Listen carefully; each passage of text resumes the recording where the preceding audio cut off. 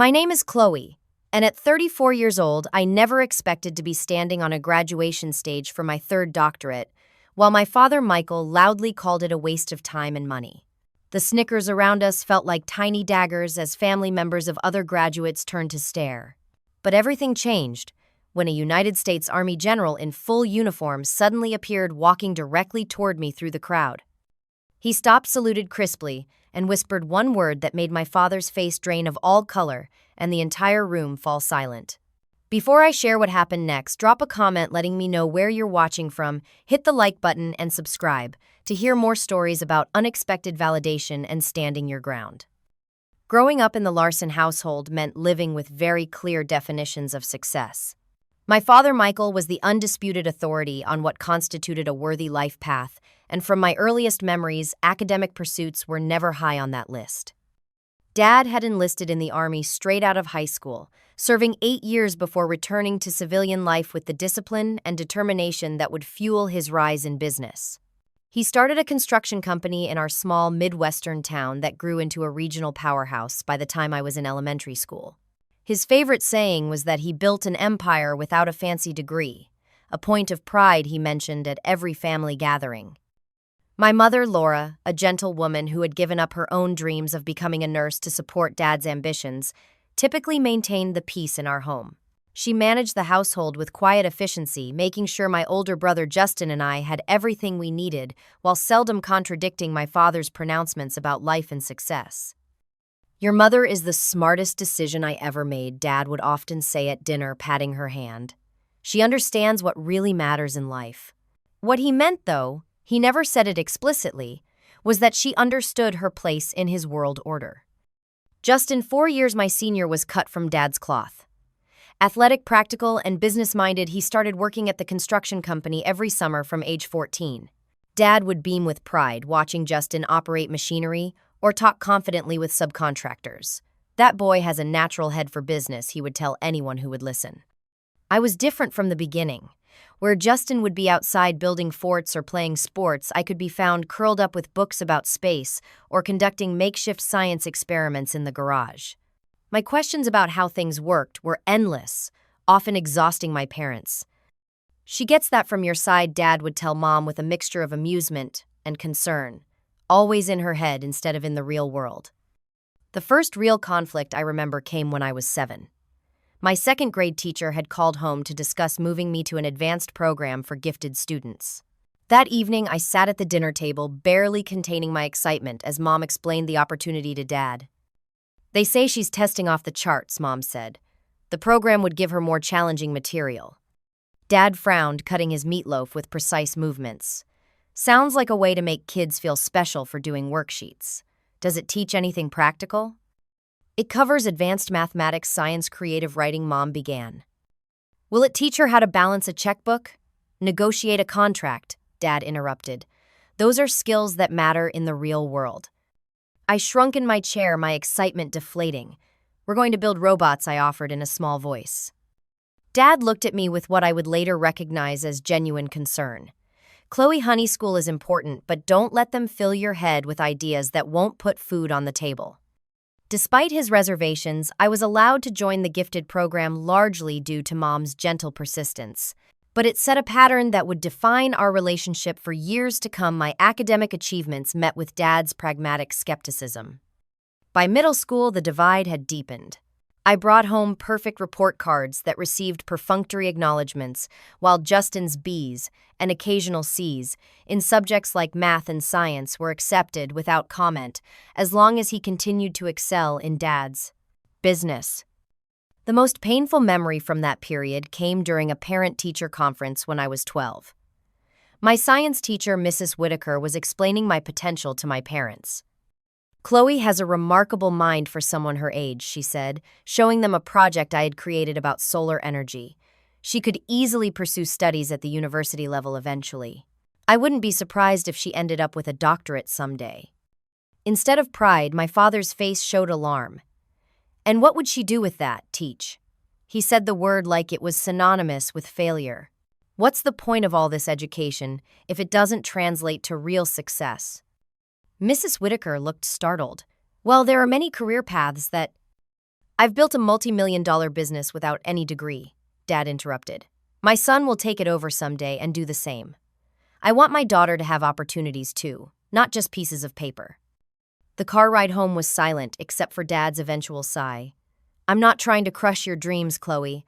I just want you to be practical. All the smarts in the world won't matter if you can't support yourself. As I entered high school, our dinner table became a battlefield of ideas. Dad would talk about Justin's growing role in the company, the contracts they were winning, the practical education he was receiving. Then he might turn to me and ask about my advanced placement courses. What exactly will you do with calculus in real life, he would challenge. It helps me understand how things change over time, I tried explaining once. It's the language of physics of the universe. Dad exchanged glances with Justin. The language of paychecks is a lot more universal, trust me. My mother remained my quiet ally throughout these years. She would slip me books she thought I'd enjoy, drive me to academic competitions without telling Dad, and sometimes defend my choices in her gentle way. Michael being smart like Chloe opens doors too, she ventured once. Different doors than Justin will walk through, but important ones. I just don't want her disappointed when those doors lead to a life of struggle, Dad replied. The world doesn't reward smart, it rewards useful. Despite the constant push to be more practical, I remained determined to follow my curiosity wherever it led. I applied to colleges with strong science programs, knowing that Dad's definition of success would never align with my own aspirations. Yet deep down, a part of me still longed for his approval, still hoped that someday he would see value in the path I had chosen. What I couldn't have known then was how dramatically our perspectives would collide and potentially reconcile in a moment that neither of us could have possibly anticipated. My senior year of high school brought both triumph and tension to our household. I had been accepted to 7 prestigious universities, all offering substantial scholarships based on my academic record and test scores. The full ride to Massachusetts Institute of Technology was my dream come true, a validation of years of late nights, studying science fair projects, and relentless curiosity. The morning the acceptance package arrived, I placed it on the kitchen table, where we would all see it during breakfast.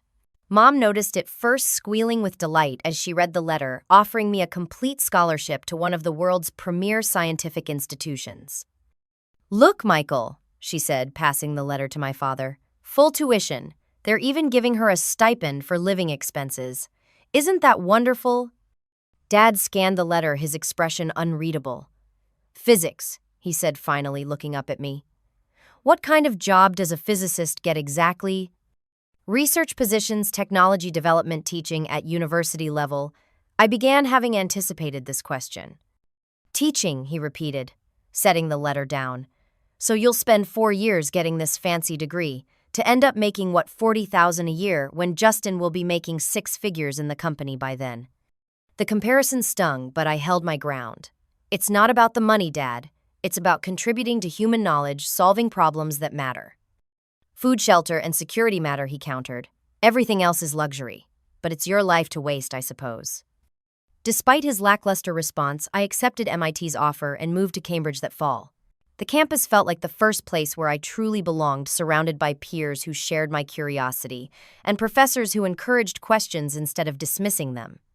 I specialized in quantum physics, fascinated by the strange rules governing the universe at its smallest scales. My undergraduate research caught the attention of Dr. Eleanor Wright, a pioneering physicist who became my mentor and eventually my doctoral advisor. "You have a unique way of connecting disparate fields," she told me during my junior year. "Have you considered continuing to a doctorate? Your work on quantum entanglement has applications that could be groundbreaking." With her encouragement, I applied to MIT's doctoral program in physics and was accepted with a research fellowship. When I called home to share the news, Mom answered with her usual warmth. "That's wonderful, sweetheart. I'll tell your father when he gets home from work. He and Justin are finalizing that big contract with the state highway department." When Dad finally called back 3 days later, his response was predictable. "More school, Chloe. When are you going to start your actual life? You'll be almost 30 by the time you're done."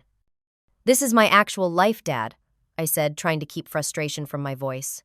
"I'm doing research that matters. I'm happy." "You could be happy doing something that pays the bills too," he sighed. But you've always been stubborn, just like your mother's side of the family. My first doctorate took 4 years of intensive research, focused on quantum coherence and its potential applications in computing and cryptography. My dissertation defense at 26 was attended by representatives from several government research laboratories, though none of my family made the trip. Dad had a business conference. Justin was overseeing a major construction project, and Mom didn't want to come alone. Instead of feeling disappointed, I celebrated with my academic family fellow researchers who understood the significance of the work. The absence of my biological family stung less than it once would have, as I'd grown accustomed to their disinterest in this part of my life. 2 weeks after receiving my doctorate, I was approached by a representative from a government research facility outside of Washington, D.C. The job offer came with excellent compensation, cutting-edge research opportunities, and a level of secrecy that intrigued me. "We can't share much about the specific projects until you have proper clearance," the recruiter explained. "But your work on quantum systems has direct applications to national security that we'd like to explore." I accepted the position and moved to Maryland, where I soon discovered the fascinating intersection between quantum physics computing and national defense. My work involved developing systems that could detect and prevent certain types of cyber attacks using principles from quantum mechanics.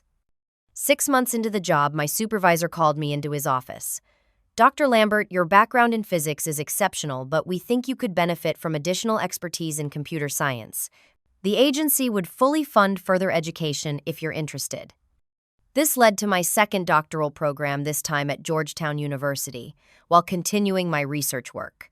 These years were intense, working full days at the lab and taking evening classes, spending weekends writing papers and developing new algorithms that bridged my fields of expertise. When I called home, conversations remained superficial. Dad had finally stopped asking when I would get a real job, having accepted that I was at least employed, but he still didn't understand or try to understand what I actually did. Some kind of government computer work, he would tell relatives at family gatherings I rarely attended. Top secret stuff, apparently. Probably glorified IT support.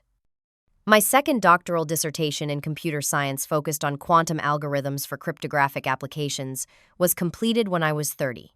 By then, I was leading a small team at what I could only describe to my family as a research division within the Defense Department. The truth was far more interesting. Our work had evolved into developing what would eventually be called the Quantum Shield Project, a revolutionary approach to protecting critical infrastructure from increasingly sophisticated cyber attacks from foreign powers.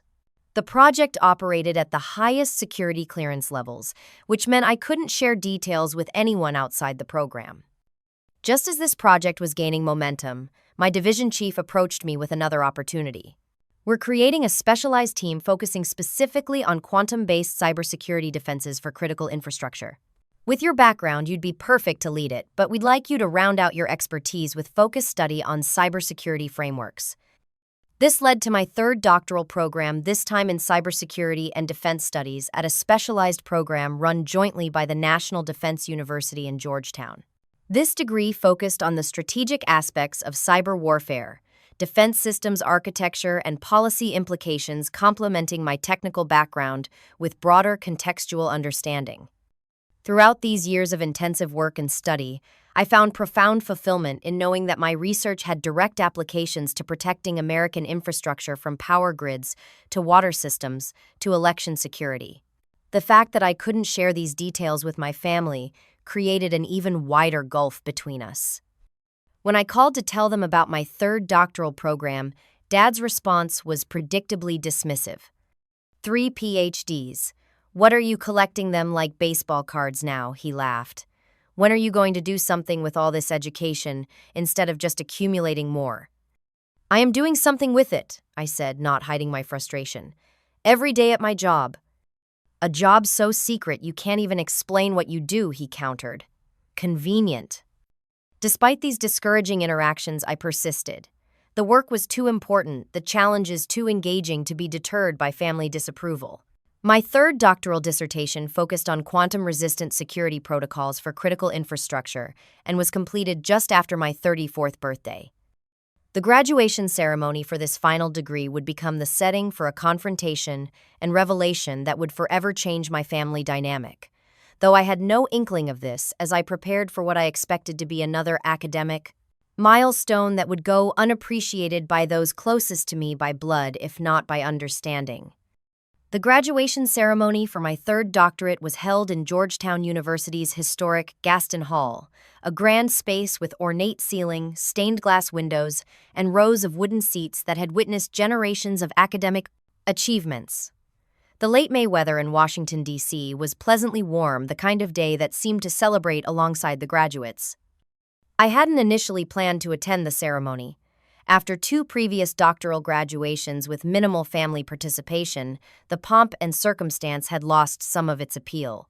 But my department chair had insisted, noting that completing 3 doctorates was a rare achievement worthy of formal recognition.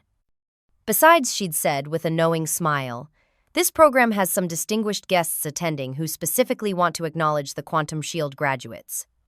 To my surprise, when I mentioned the ceremony to my family during our monthly phone call, they expressed interest in attending. Dad's construction business had expanded to include government contracts in the D.C. area, giving him a business reason to be in town.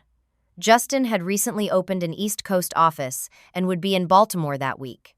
Even Mom, who rarely traveled without Dad, seemed eager to make the trip. "Of course we'll come, honey," she said. 3 doctorates is. Well, it's something, isn't it? I heard the pride in her voice, though tempered with her usual caution about seeming too enthusiastic about my academic achievements in front of Dad. After all these years, she still walked that careful line. The morning of the ceremony, I dressed in my academic regalia, the doctoral gown with its velvet panels and stripes, the hood lined with the colors of my discipline, the tam with its gold tassel. Looking in the mirror, I felt a complex mixture of pride in my accomplishments and lingering sadness that they would likely never be fully appreciated by my father. My family met me outside the hall, dressed in their Sunday best. Mom hugged me tightly, whispering congratulations in my ear. Justin gave me an awkward side hug and a way to go, sis. Dad shook my hand formally as if greeting a business associate. "Quite the outfit they make you wear," he commented, eyeing my regalia. "Looks medieval." "That's because the tradition dates back to medieval universities," I explained, trying to keep my tone light. "The regalia signifies the highest level of academic achievement." 3 times over in your case," Justin added, and I couldn't tell if his tone was impressed or teasing. We found our seats inside the hall, my family in the section reserved for guests, while I joined the other graduates. As the ceremony began with its procession of faculty in colorful academic robes and formal speeches about the pursuit of knowledge, I found myself scanning the audience, locating my family halfway back in the hall. Mom was watching attentively, smiling whenever our eyes met. Justin seemed politely interested, checking his phone occasionally, but generally paying attention. Dad, however, wore the same expression he had at business meetings when he thought his time was being wasted, a mixture of impatience and barely concealed disdain. When the conferring of degrees began, I waited for my name to be called. The cybersecurity program had only 8 doctoral graduates, and each of us would be individually recognized for our specialized research areas. Dr. Chloe Elizabeth Lambert, the dean announced. Doctor of Philosophy in Cybersecurity and Defense Studies with distinction. Dr. Lambert's dissertation on quantum-resistant security protocols for critical infrastructure represents groundbreaking work at the intersection of quantum physics, computer science, and national security. As I walked across the stage to receive my diploma, I glanced toward my family. Mom was beaming. Justin was actually putting his phone down to pay attention, but Dad was leaning toward the couple seated beside him, saying something that made them turn to look at me with expressions that seemed caught between amusement and confusion. I couldn't hear what he said, but as I returned to my seat, I noticed several people in the surrounding rows glancing in my direction, a few with poorly concealed smirks. My stomach tightened with the familiar feeling of being the butt of a joke I wasn't privy to. After the ceremony, as graduates and families mingled in the reception area, I made my way toward my family diploma in hand.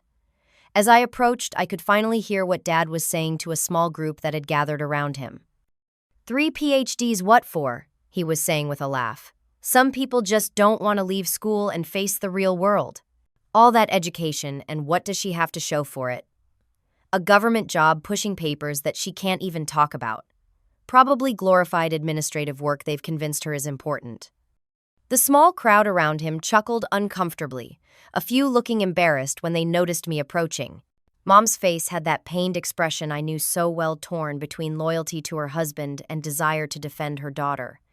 Justin at least had the decency to look uncomfortable. "Oh, here she is," Dad said, turning to me with a smile that didn't reach his eyes. "The most educated person in the room, right. 3 times a doctor but can't write prescriptions for so much as an aspirin." More awkward laughter. I felt my cheeks burning but forced a smile. "It's not that kind of doctor, as you know, Dad." "That's what I was just telling everyone," he continued, seemingly oblivious to my discomfort. "All these years of school, all that tuition money. I had full scholarships and research funding," I interjected. "You didn't pay for any of it." "Even worse, government money wasted when you could have been building something real, contributing to the economy instead of draining it." I noticed several people had stopped their own conversations to watch our exchange. Among the academics in the room, my father's views were probably considered embarrassingly antiquated, but that didn't make his public dismissal of my achievements any less humiliating. "Michael," my mother said quietly, placing a hand on his arm, "this is Chloe's special day. Let's celebrate." "I am celebrating," he insisted. "I'm just having a little fun. Chloe knows I'm proud of her even if I think 3 PhDs is excessive. 1 would have been interesting, 2 might have been useful, but 3? That's just hiding from reality." The room seemed to be closing in around me. After all these years, after all I had accomplished, nothing had changed. I was still the impractical dreamer wasting her potential in his eyes. The fact that I couldn't explain the true nature and importance of my work only made it worse. "Maybe we should get some refreshments," Justin suggested clearly, trying to diffuse the situation. But Dad wasn't finished. He turned to the distinguished-looking older couple beside him. "What do your children do?" he asked them. The woman smiled politely. "Our son is a surgeon in Boston. Our daughter teaches at Princeton." "See," Dad said, turning back to me. "Practical applications of education, medicine and teaching, jobs regular people can understand." I was saved from responding by the approach of my department chair, Dr. Harriet Wilson, a formidable woman in her 60s with short silver hair and penetrating blue eyes. "Dr. Lambert," she said warmly, shaking my hand, "congratulations again on your outstanding work. The committee was particularly impressed with your integration of theoretical quantum principles with practical security implementations." "Thank you, Dr. Wilson," I replied, grateful for the interruption. "May I introduce my family? This is my mother, Laura, my brother, Justin, and my father, Michael Lambert." She greeted each of them, but I noticed her gaze lingering on my father with a curious expression. "Mr. Lambert, you must be very proud of your daughter's exceptional achievements. Her work is quite literally helping to secure our nation's future." Dad gave her his business smile. "Of course, though I've always wondered if all this academic pursuit was the most efficient use of her talents." Dr. Wilson raised an eyebrow. "I assure you, sir, your daughter's talents are being put to use in ways that few others could match. We're fortunate that she chose this path." Before Dad could respond, there was a stir near the entrance to the hall. Several uniformed military officers had entered and were scanning the room. The crowd parted slightly as they moved through, creating a ripple of curious whispers. I felt a sudden tightness in my chest. This was unusual even for a graduation with national security connections. Something was happening, and I had a sinking feeling it involved me. Little did I know that the next few minutes would completely transform the dynamic that had defined my relationship with my father for decades, all because of a single word spoken by a man neither of us had met before. The buzz of conversation in Gaston Hall diminished as more people noticed the military contingent that had entered. 3 officers in army dress uniforms moved purposefully through the crowd, their presence commanding attention without a word being spoken. Leading them was a tall, distinguished man in his early 60s, whose chest bore rows of ribbons and medals that even those with no military knowledge could recognize as signifying significant service. "Who are they?" I heard Mom whisper to Justin. "Looks like some serious brass," he replied, his normal confidence slightly shaken. "That's a general leading them." Dad straightened his posture instinctively, his military background resurfacing in the presence of high-ranking officers. The dismissive expression he had worn while discussing my achievements had been replaced by a reflexive respect for the uniform. Dr. Wilson had a knowing look that suggested she wasn't entirely surprised by this development.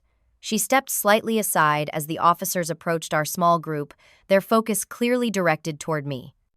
The general stopped directly in front of me, his posture impeccable. Up close, I could see the name on his uniform, Harrison. The stars on his shoulders confirmed what Justin had observed. He was indeed a general, specifically a 3-star lieutenant general in the United States Army. His face was weathered but sharp, with intelligent eyes that seemed to assess everything in an instant.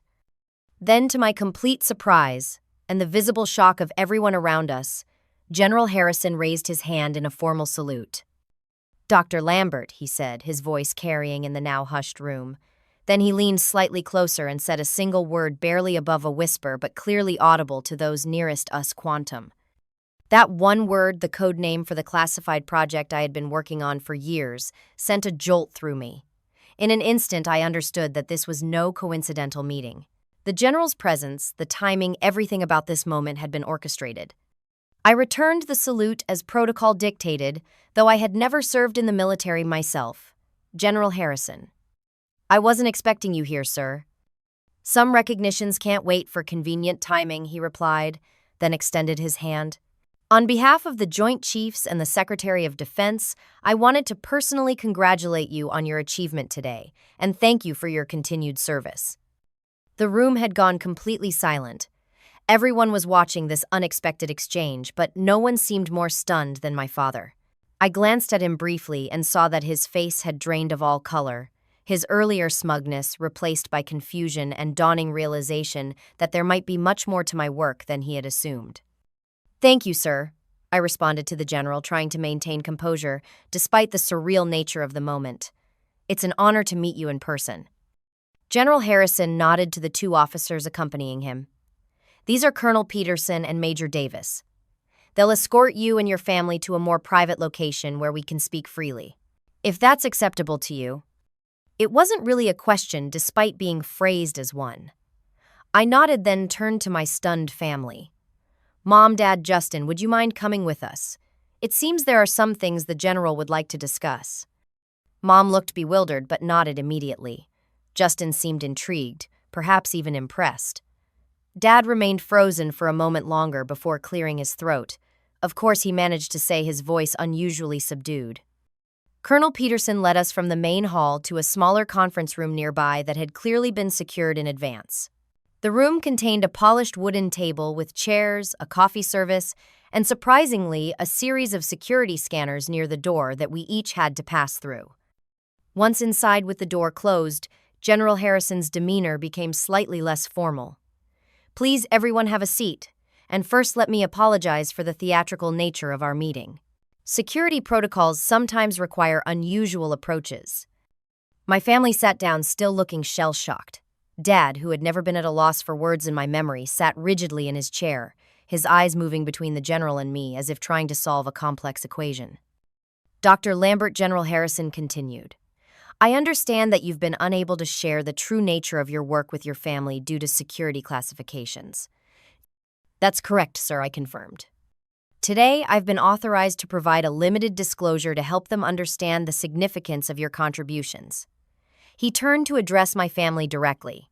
"What I'm about to share is still classified at a sensitive compartmented information level.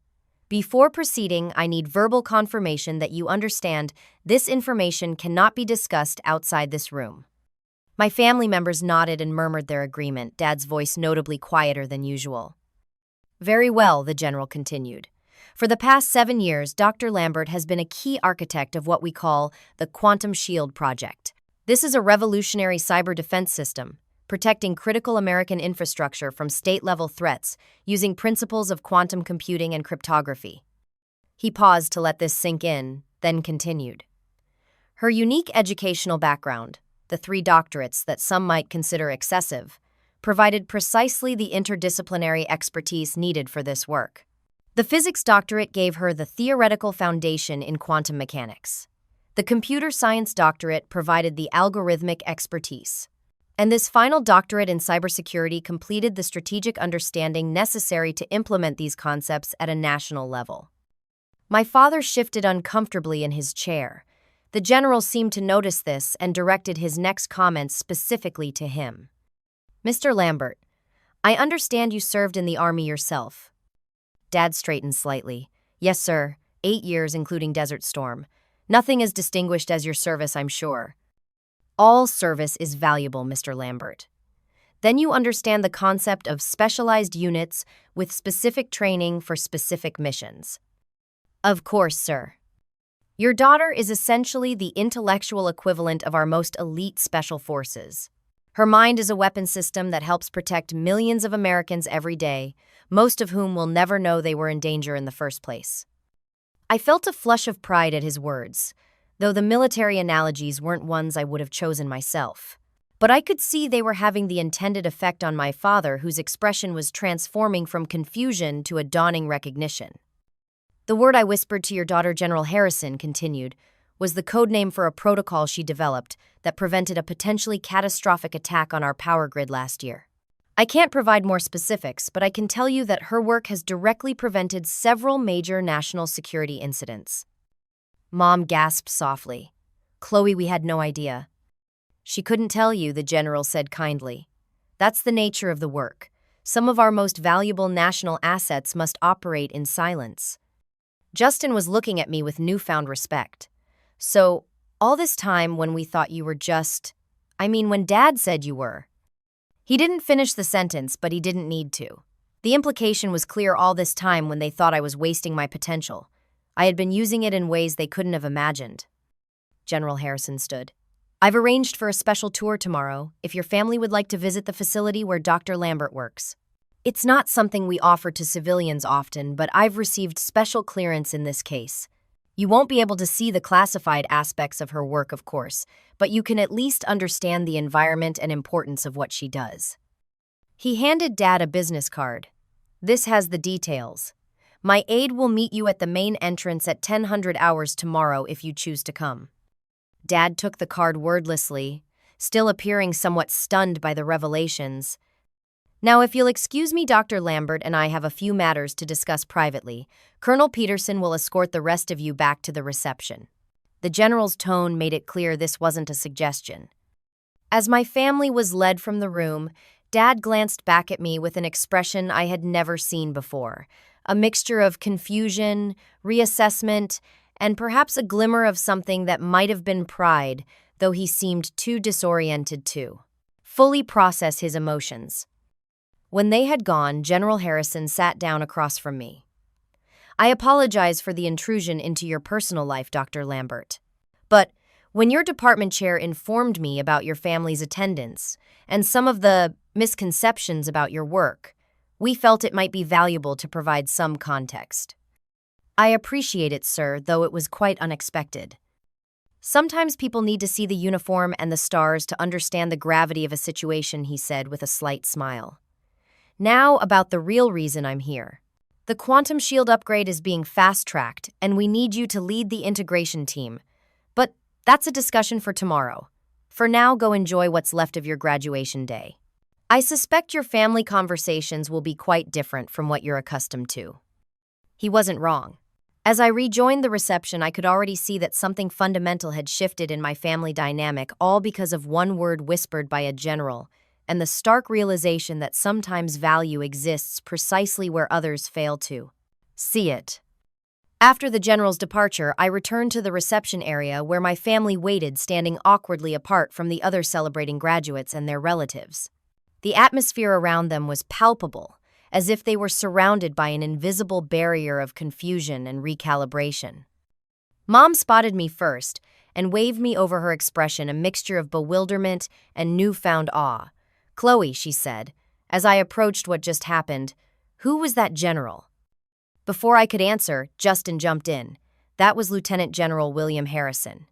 I looked him up while you were gone, he said, showing me his phone screen with the general's military biography. He's the Deputy Commander of United States Cyber Command. Chloe, that's a big deal. Dad remained uncharacteristically silent, standing slightly apart from Mom and Justin, his eyes fixed on some middle distance, as if still processing what had transpired. Let's find somewhere quieter to talk, I suggested, noticing the curious glances from other attendees who had witnessed the general's appearance. I led them to a small courtyard garden adjacent to the reception hall, where stone benches surrounded a modest fountain. The gentle sound of water provided both tranquility and a natural sound barrier for our conversation. Once seated, I took a deep breath. I know you have questions, and I'll answer what I can. There are still limitations on what I'm permitted to share even after the general's visit. This quantum shield thing, Justin began, clearly the most eager to understand. Is it like a firewall? Some kind of super antivirus program? I smiled at the simplification. It's significantly more complex than that, but yes, in very basic terms, it's a defense system. Traditional cybersecurity relies on mathematical problems that are difficult but not impossible to solve with enough computing power. Quantum computing changes that equation entirely. And your 3 doctorates, Mom said softly. They were all for this work. Not initially, I explained. My physics doctorate was purely academic pursuit at first.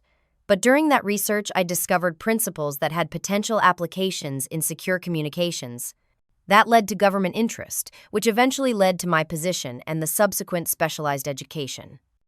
Throughout this explanation, Dad remained silent, his jaw working as if physically chewing on thoughts he couldn't quite swallow. Finally, he looked directly at me. "Why couldn't you have just said something?" he asked, his voice lacking its usual confident boom. "All these years when I thought you were just hiding in academia." The question struck me as so fundamentally absurd that I almost laughed. Dad, I literally couldn't say anything. Everything I work on is classified.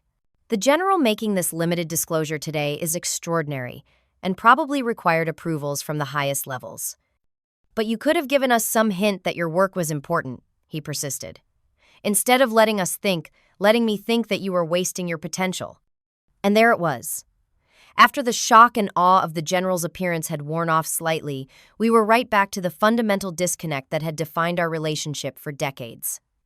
"Dad," I said, working to keep my voice level, "I've been telling you for years that my work matters, that it has real-world applications, that it contributes to something larger than myself.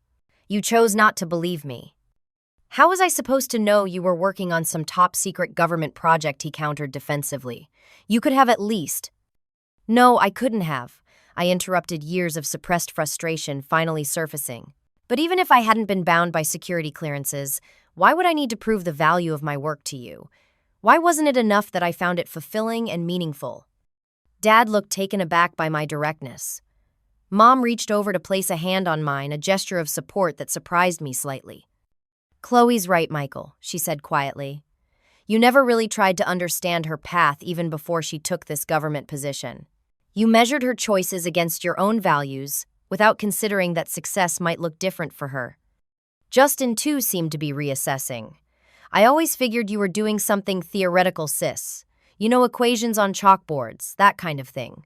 But national security, that's something else." The thing is, I continued looking directly at my father. I've never needed a general to validate my choices. I've always known the value of what I do. What hurts is that you needed external confirmation, someone with stars on their shoulders, before you could consider that maybe, just maybe, I wasn't wasting my life. Dad's face flushed a mixture of embarrassment and lingering defensiveness. "I only wanted what was best for you," he said, falling back on the justification he had used throughout my life. "I didn't want you struggling living paycheck to paycheck like so many academics do." "Did you ever ask about my salary, Dad, my benefits, my job satisfaction? Or did you just assume that because I chose a different path than yours or Justin's, I must be struggling?" The question hung in the air between us. The truth was obvious. He had never asked about these practical aspects of my career, preferring instead to maintain his narrative about impractical academic pursuits. "Tomorrow's tour," I said, changing direction slightly, "will show you some of the facility where I work. You'll still only see the unclassified areas, but it might help you understand better." "We'll be there," Mom said firmly, with a look at Dad that suggested this wasn't open to discussion. "We want to understand your world better, don't we, Michael?" Dad nodded, though his expression remained conflicted. "Of course. And Chloe," he added, making an obvious effort, "I am proud of you. I always have been, even if I didn't understand." It was a peace offering of sorts, though one that rewrote history a bit too conveniently. I decided to accept it for what it was, a beginning, not a resolution. "Thank you, Dad. That means something to me." As we prepared to leave the courtyard, Justin pulled me aside briefly. "So, this general just happened to show up at your graduation. That seems like quite a coincidence." I smiled slightly. In my experience, three-star generals rarely just happen to be anywhere. "So he came specifically because..." Justin trailed off, the implication clear. "I suspect Dr. Wilson might have had something to do with it," I admitted. "She's been aware of the challenges with Dad for years. She has connections in defense circles." Justin shook his head, a wry smile forming. "Remind me never to underestimate you or your friends, sis." As we rejoined the graduation festivities, I noticed a marked difference in how my father interacted with the other attendees. Where earlier he had been dismissive of academic achievements, now he seemed almost reverential when introduced to faculty members. The general's appearance had fundamentally altered his perception of the academic world and its connection to what he considered real value. It was a start, I thought, not the validation I had sought for so many years. I had long since stopped needing that from him, but perhaps the beginning of a more honest relationship based on who we actually were rather than who he thought I should be. Tomorrow's tour would either build on this foundation or reveal how superficial this change of heart truly was. Either way, for perhaps the first time in my adult life, I felt truly seen by my father, not as a disappointment or an enigma, but as someone whose choices might actually have merit on their own terms. The following morning dawned clear and bright, a perfect late May day in the capital region. I arrived at the research facility 30 minutes before my family was scheduled to appear, using the time to coordinate with security about their visit and to prepare myself emotionally for what promised to be a significant day. The facility itself gave little indication of its importance from the outside, a nondescript complex of buildings set back from the main road, surrounded by well-maintained but unremarkable landscaping. A discreet sign identified it only as Advanced Research Center, with no government or military insignia visible from the public approach. At precisely 10 o'clock, a black SUV pulled into the visitors' parking area, and I watched through the security office window as my family emerged. Dad was dressed in a crisp, button-down shirt and slacks more formal than his usual attire when not at business functions. Mom had chosen a conservative dress, and Justin wore what I recognized as his important client meeting suit. Their clothing choices spoke volumes about how seriously they were taking this visit. Lieutenant Colonel Adrian Reyes, General Harrison's aide who had been assigned to escort them, met them at the entrance. I watched on the security feed as she checked their identification and had them sign several non-disclosure agreements before I went out to greet them myself. "Good morning," I said, stepping through the security doors into the reception area. "I see you've met Colonel Reyes." Dr. Lambert, the colonel, acknowledged with a professional nod. "Your family has completed the preliminary security screening. General Harrison sends his regrets that he couldn't be here personally but had to attend a briefing at the Pentagon this morning." I nodded my understanding, then turned to my family, ready for a glimpse into my world. They all nodded, Dad looking particularly intent as Colonel Reyes led us to the first security checkpoint.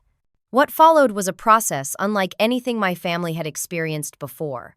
Biometric scans, metal detectors, far more sensitive than those at airports, and a briefing about what they could and couldn't do within the facility.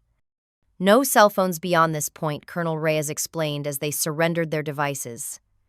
"No recording devices of any kind. You'll be escorted at all times, and some areas will be off-limits entirely." "Is this normal?" Justin whispered to me as he handed over his phone. "Or are they doing this for show because of Dad?"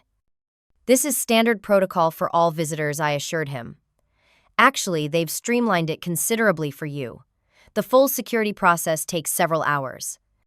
Once through the initial checkpoints, we entered the main building where the true nature of the facility began to become apparent. The corridors were filled with people in military uniforms, business attire, and lab coats, moving with the purposeful energy of those engaged in work they consider vital. "This is the unclassified research wing," Colonel Reyes explained as we walked. "Scientists here work on the foundational technologies that support the classified programs." We passed laboratories with transparent walls, allowing us to see researchers working with sophisticated equipment. In one room, a team huddled around what appeared to be a prototype quantum computer component, its cooling systems creating a misty atmosphere around the delicate machinery. "Is this what you work with?" Chloe Mom asked, fascinated by the scene. "Similar systems, yes, though what you're seeing here is several generations behind what we use in the secure areas," I explained. Dad had been unusually quiet, taking everything in with an expression of growing comprehension. "The scale of this place," he finally said. "How many people work here?" "At this facility, about 1,200, I answered. "But the Quantum Shield project involves coordination with several other sites around the country, including national laboratories and specialized military installations." As we continued the tour, Colonel Reyes led us to a large situation room, with screens displaying what appeared to be real-time cybersecurity data attack attempts, defense metrics, and global hotspot maps. The information shown was carefully curated for unclassified viewing, but still conveyed the scope and urgency of the work. "This is our unclassified monitoring center," she explained. "The actual command center is in a secure area, but this gives you an idea of what we track. Every day, America's critical infrastructure faces thousands of attempted intrusions from foreign governments, non-state actors, and criminal organizations." Justin whistled softly. "I had no idea it was this constant." "Most people don't," I said. "That's partly by design. If the public knew how frequently our systems are targeted, there might be panic. Our job is to make sure they never have reason to worry." We moved on to a conference room where several framed photographs lined the walls, pictures of team members receiving awards, meeting with government officials, and at various ceremonies. I noticed Dad slow down as we passed these displays, his eyes scanning each image carefully. He stopped abruptly in front of one photograph, and I knew immediately which one had caught his attention. It showed a small group in the Oval Office receiving an award from the president. I stood among them, shaking the president's hand while he presented me with a medal that, while unnamed in the photo caption for security reasons, was one of the highest civilian honors for service to national security. "When was this, Dad?" asked, his voice quiet. "Last year," I replied, "after we successfully defended against a particularly sophisticated attack attempt." He stared at the image for a long moment. "You met the President of the United States because of your work." It wasn't a question, but I answered anyway. "Yes, several times actually." Dad turned to me, and I saw something in his eyes I had rarely witnessed before, a fundamental recalibration of how he saw me, saw my choices, saw my life's path. "I didn't understand," he said finally. "All these years I thought." "I know what you thought, Dad," I said gently. "You thought I was hiding in academia, avoiding the real world, as you called it." "Because that's what it looked like from the outside," he said, his tone defensive but also reflective. 3 PhDs seemed excessive, impractical. "But now you're seeing that they weren't random or frivolous choices," I said.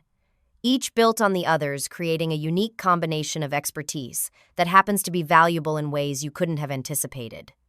Colonel Reyes, who had been giving us space for this conversation, discreetly indicated that we should continue the tour. She led us to a demonstration area where a technician was waiting to show a simplified version of quantum encryption principles using specialized equipment. As the technician began his presentation, I noticed Dad wasn't really focusing on the technical details. Instead, he seemed lost in thought, occasionally glancing at me with an expression that suggested he was seeing me anew. When the demonstration concluded, Colonel Reyes suggested we take a break in a small conference room where refreshments had been prepared. Once we were seated with coffee and pastries, Dad finally spoke what seemed to be on his mind. "You know, Chloe, I've spent decades building my business," he began. "I've always taken pride in creating something tangible: buildings, roads, structures that people can see and use. I think that's why I struggled to value what you do. It seemed abstract, theoretical." I nodded, encouraging him to continue. "But today, seeing this place, understanding even just a fraction of what you're involved in, I realize I've been measuring success by the wrong metrics. What you're building isn't visible like a skyscraper, but it's arguably more important." Mom reached over to squeeze his hand, a proud smile on her face. "I've been trying to tell you that for years, Michael." "I know, Laura," he acknowledged with a rueful smile. "I can be stubborn." "No kidding," Justin muttered, earning a sharp look from Mom, but a surprising chuckle from Dad. Fair enough, Dad conceded. Chloe, I owe you an apology. Not just for yesterday, but for years of dismissing your choices because they didn't fit my narrow definition of success. I was wrong. The words I had waited so long to hear felt both validating and surprisingly less necessary than I might have once thought. Somewhere along my journey, I had stopped needing his approval even as I continued to want it. I appreciate that, Dad, I said sincerely. But you should know I didn't choose this path to prove anything to you or anyone else. I followed what fascinated me, what challenged me, what I believed could make a difference. The fact that it turned out to have such direct national security applications was partly chance. No, Colonel Reyes interjected unexpectedly. Forgive me for interrupting, Dr. Lambert, but that's not entirely accurate. When we began identifying candidates for the Quantum Shield Initiative, your name came up specifically because you had pursued such a unique educational path. If you had followed conventional career advice, including perhaps your father's, you wouldn't have developed the precise combination of expertise that made you so valuable to this project. Dad absorbed this information with visible impact, so her impractical choices were exactly what made her perfect for this role. Precisely, the colonel confirmed. In national security, we often need people who think differently, who see connections others miss. People who are willing to pursue knowledge for its own sake often make the breakthroughs that those focused only on practical applications overlook. After our break, the tour continued, including a brief visit to the edge of the secured area. Where I actually worked, though, of course my family couldn't enter. Standing at that threshold looking at the biometric scanners and reinforced doors that separated my daily world from what they could see seemed a fitting metaphor for the gap in understanding that had existed between us for so long. A gap that was perhaps beginning to narrow. As the tour concluded and we prepared to leave the facility, Dad pulled me aside for a private word while Mom and Justin were signing out at security. I want you to know something, he said, his voice gruff, with emotion he rarely displayed. I've always loved you, Chloe, even when I didn't understand your choices.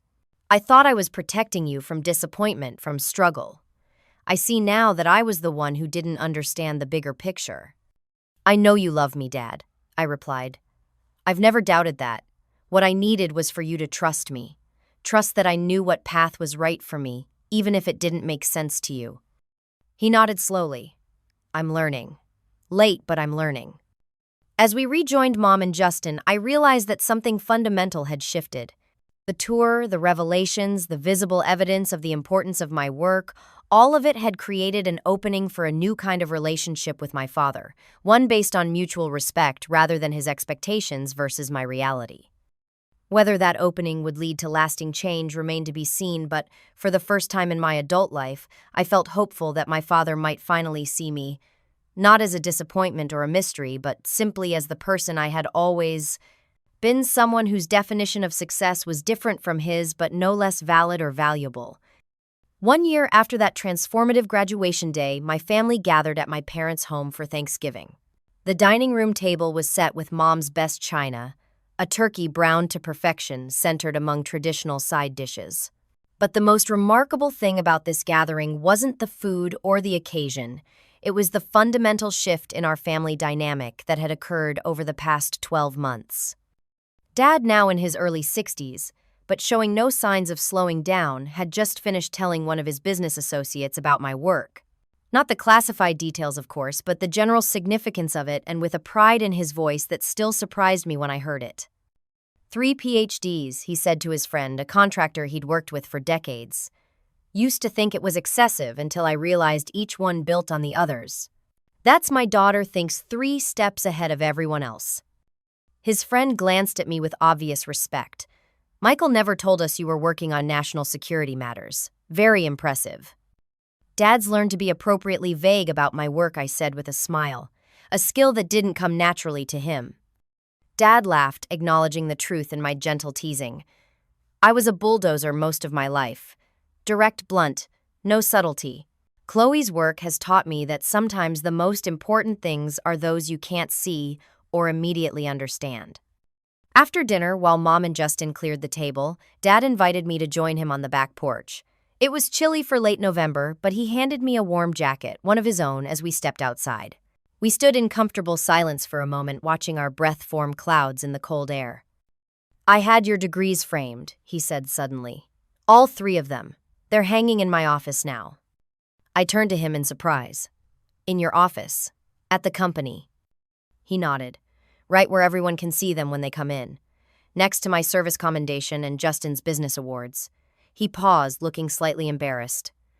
"I may have been showing them off a bit.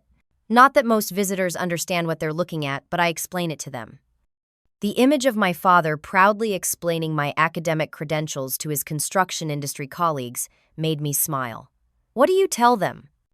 "That my daughter protects the country in ways most people never see. That she uses her mind as her tool just like I use bulldozers and cranes." He looked at me with genuine curiosity. "Is that accurate enough without saying too much?" "It's perfect, Dad," I assured him. "And it means a lot that you've done that." He nodded, turning to look out at the yard again. "You know, since that day with the general, I've been thinking a lot about success. What it means, how we measure it, and any conclusions. I built my business from nothing, and I've always been proud of that. Creating something tangible, something you can see and touch." He gestured toward the horizon. 3 buildings in this city's skyline have my company's name on the cornerstone. That always seemed like the ultimate achievement to me. I waited, sensing there was more. "But your work, it's invisible to most people. They'll never know what you prevented, what disasters didn't happen because of what you and your team created." He shook his head slowly. "That's a different kind of achievement altogether. Harder to see, but maybe more important in the long run." This philosophical side of my father was relatively new, at least in conversations with me. Previously, his worldview had been more black and white, focused on concrete results and financial metrics. "The world needs both kinds," I offered. "The visible and the invisible. The builders and the protectors." "Yes," he agreed. "I see that now. I just wish I'd understood it sooner. All those years I spent thinking you were wasting your potential when really you were just applying it in ways I couldn't comprehend." Inside, we could hear Mom calling us to return for dessert. But before we went in, Dad placed a hand on my shoulder. "I'm not good at apologies, Chloe. You know that. But I want you to know that I see you now. Not the daughter I thought you should be, but the extraordinary person you actually are." The words hit me with unexpected emotional force. After decades of seeking validation that never came to receive it, now wholehearted, and on my own terms, felt like the closing of a circle. "Thank you, Dad," I said simply. "That means more than you know." In the months that followed that graduation and the revelations it brought, my professional life continued to evolve. I was promoted to lead an expanded division of the Quantum Shield project with a substantial budget increase and a larger team under my direction. The work remained challenging and fulfilling now, with the added satisfaction of my family's understanding and support. Mom had always been quietly proud of me, but now she spoke of my achievements openly, no longer walking the tightrope between supporting me and avoiding conflict with Dad. Justin, too, had developed a new respect for my path, occasionally calling to ask my advice on incorporating advanced security measures into his expanding business. But the most profound change was with my father. The man who had once dismissed academic pursuits as impractical now regularly asked about my research, requested articles he might understand, and even attended a public lecture I gave at Georgetown on the general principles of quantum/computing security, carefully scrubbed of classified information, of course. What I found most meaningful wasn't the reversal of his opinion about my career, although that validation was sweet, but rather the deeper lesson that had emerged from our experience.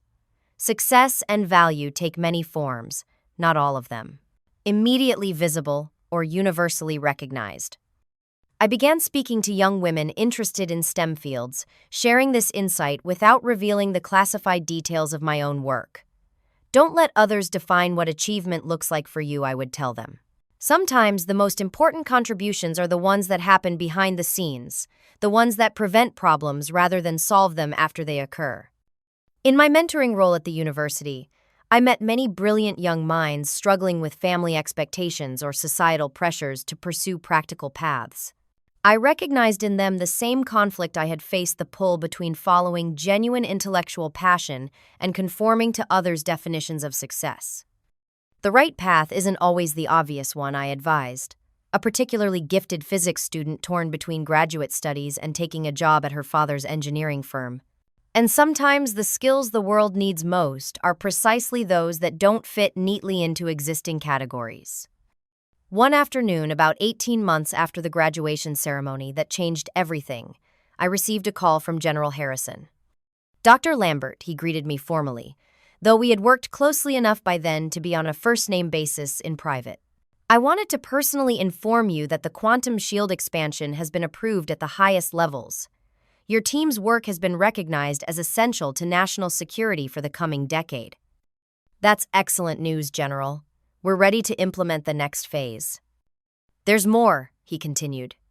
The President has requested a briefing next month, and I've put your name forward to lead the technical portion of the presentation.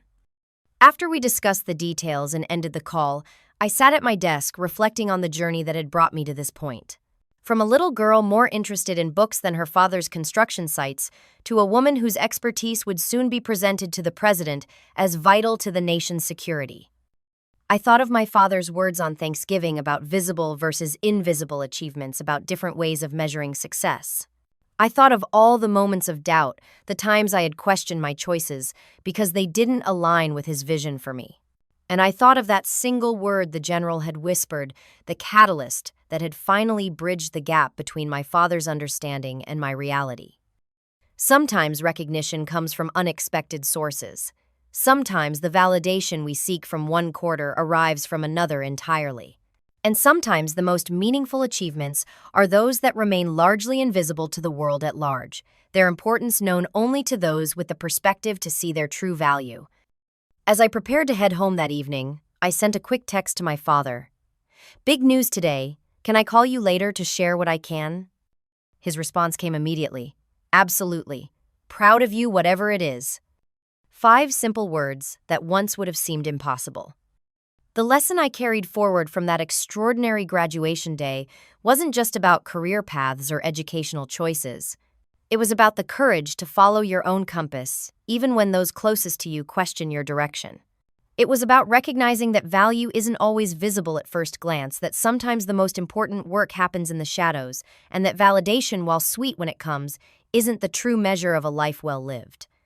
Have you ever had your accomplishments dismissed by someone important to you, only to be validated later in an unexpected way? Or perhaps you're still waiting for that recognition. Share your experiences in the comments below.